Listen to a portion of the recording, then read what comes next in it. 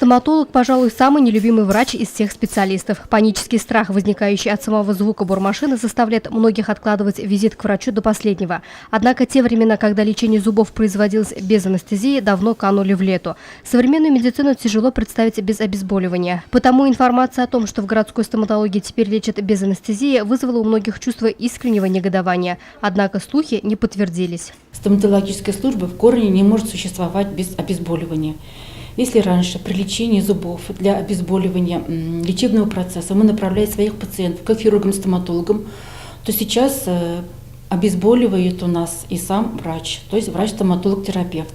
И оплата производится в терминале, который у нас находится на первом этаже, или можно оплатить услугу в любом отделении Сбербанка. Сибайские стоматологи работают с импортными и отечественными анестетиками, которые приобретаются у надежных поставщиков. В городской стоматологии с прошлого года существует система записи. Занимать с утра очередь за талонами теперь нет необходимости.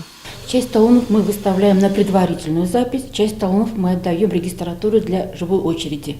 То, что мы вставляем на предварительную запись, можно записаться предварительно через информат, который находится возле регистратуры. Записаться можно через IP-телефон, бесплатный телефон, позвонив по номеру 09383 и назвав код нашего учреждения 702. А также можно записаться через интернет.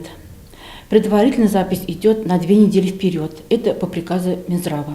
Пациентов с острой болью примут без предварительной записи. Ну а для того, чтобы визит к стоматологу не пугал, а прошел гладко, необходимо посещать его не реже 1 раза в год. Луиза Мустафина, Радмир Сингулов, Любовь Карпова для службы новостей.